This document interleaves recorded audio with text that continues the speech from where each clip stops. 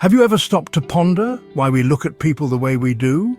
A seemingly simple act, yet it's an intricate dance of science and human biology. It's more than just a casual glance or a swift perusal, it's an elaborate process that's been fine-tuned through millennia of evolution. First, let's delve into the biology of vision. Our eyes, those twin orbs that sit in our skulls, are not just passive windows to the world. They are dynamic, complex organs that capture light, convert it into electrical signals and send it zipping along nerve fibers to our brain. The brain, that masterful organ, then interprets these signals and conjures up the images we perceive. Our eyes, though, are not lone wolves. They work in tandem with our brain, forming an intricate duo. The eyes capture and process light, while the brain interprets the data, forming the images we see.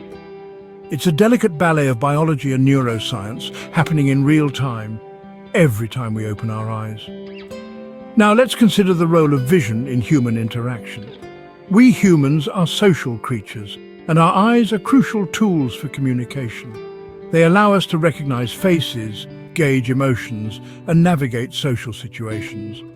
When we look at someone, we're not just seeing their physical appearance, we're decoding a wealth of information about their mood, intentions, and personality. And it's not just about reading others, our gaze also communicates a lot about us. It signals our interest, our focus, our emotions. It's a two-way street, a silent dialogue happening every time our eyes meet another's. So next time you find yourself people-watching at a cafe, or scanning a room full of faces, take a moment to appreciate the complex science at work. Remember that every look, every glance, every stare is a testament to our sophisticated biology and our innate social nature. So, looking at people isn't as simple as it seems. It's a sophisticated process involving our eyes, brain, and a whole lot of science. What role does our mind play when we look at someone? As we delve into the psychology of perception, we find that our beliefs, experiences, and emotions all play a significant role in how we perceive others. Imagine the mind as an artist, and our perception as the canvas. The artist uses the palette of our past experiences, our beliefs, and our emotions to paint a unique picture of the person we're looking at. This picture is not merely a visual representation. It's a complex web of judgments, assessments, and assumptions that shapes our interactions with them. Remember your first day at a new job? Your mind probably had a field day, painting vibrant portraits of your co-workers based on the briefest of interactions. That's perception at work. Let's delve into some fascinating studies that shine a light on this intricate process. One such study found that our perception of others is often influenced by our pre-existing beliefs about their character. For instance, if we believe someone to be intelligent, we're likely to perceive their actions as evidence of their intelligence, even when they make mistakes. Another study highlighted how our emotions directly influence our perception. When we're happy, we're more likely to perceive others in a positive light. But if we're feeling down, we might perceive the same people in a less favorable light. Our perceptions also have a profound impact on our interactions.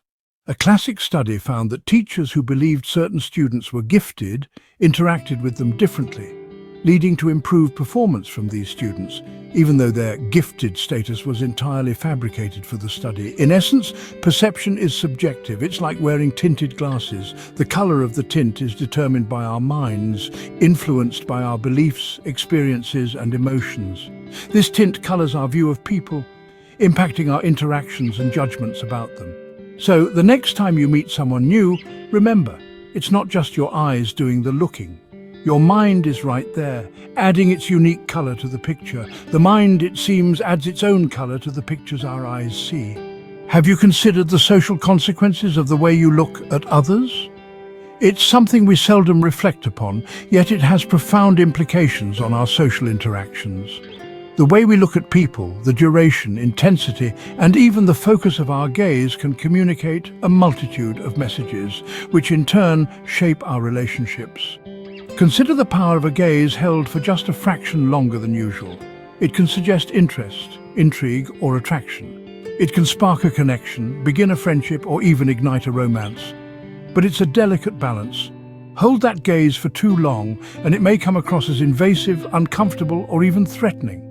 Then there's the matter of respect and scorn. A direct gaze, a nod, or a slight tilt of the head can convey respect, acknowledgement, or understanding. It's a silent way of saying, I see you, I hear you, and I value your perspective. On the flip side, a sidelong glance or an averted gaze can suggest disdain or indifference, which can damage relationships and breed resentment. Let's delve into some data to illustrate these points. In 10 different social scenarios, we found that people who maintained appropriate eye contact were perceived as more trustworthy, empathetic, and likable. In job interviews, for instance, candidates who made consistent eye contact were more likely to be hired. At social gatherings, individuals who engaged others with their gaze were more likely to form connections. In conflicts, those who maintained eye contact were seen as more sincere in their attempts to resolve issues. However, it's important to note that cultural norms and personal boundaries should always be respected. What constitutes as respectful or intrusive can vary greatly across different societies and individuals.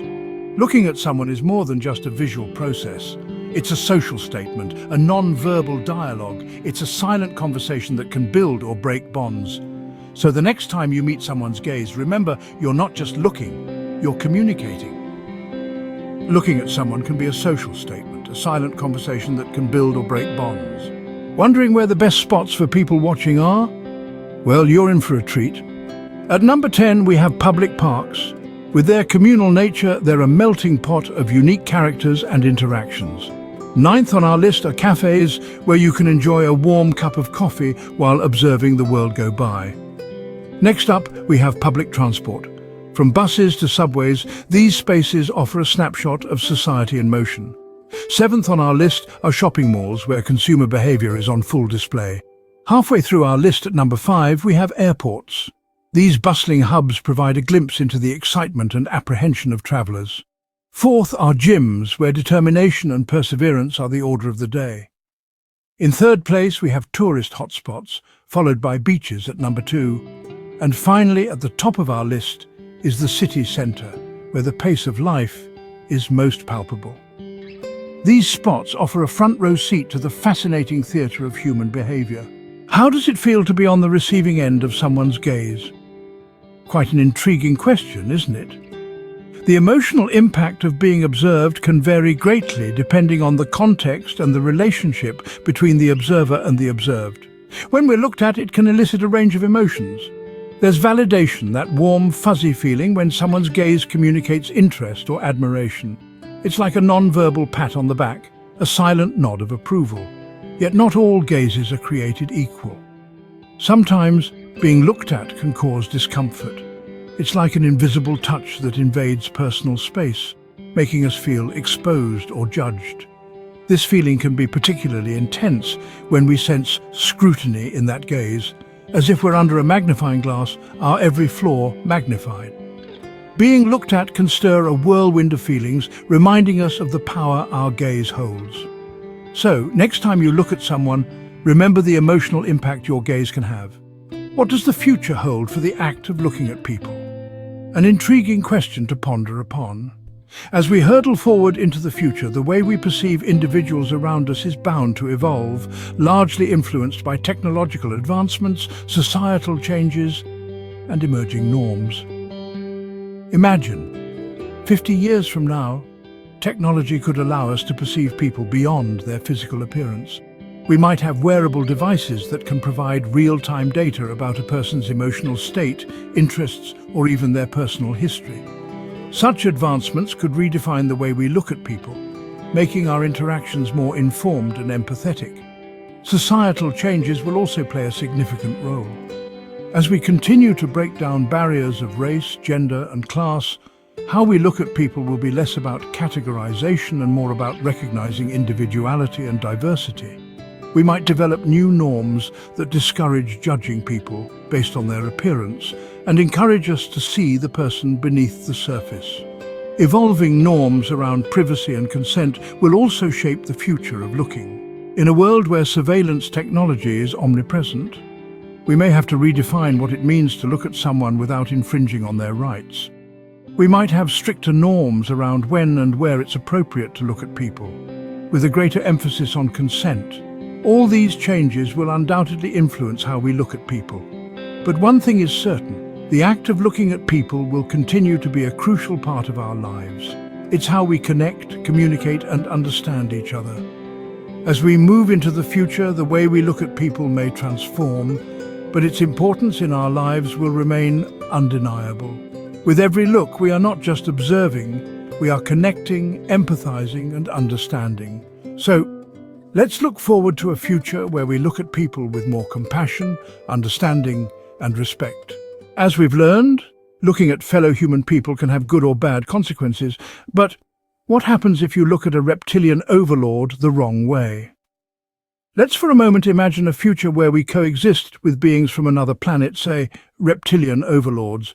These beings are highly sensitive to the human gaze. A wrong look will lead to severe consequences. For reptilian overlords, our looks convey a whole range of emotions and intentions, from respect and admiration to hostility and defiance. And in their society, maintaining respectful eye contact is a fundamental rule. Individuals who fail to respect this rule will face swift repercussions. They will be removed from the human population and face penalties we can't even begin to fathom. This serves as a reminder of the power and impact our gaze can have. The way we look at others, whether they're fellow human people or your reptilian overlords, can have profound consequences. So remember to always maintain respectful eye contact, because as we've learned, looks can indeed be deceiving, and wrong looks can be catastrophic. Have a great day.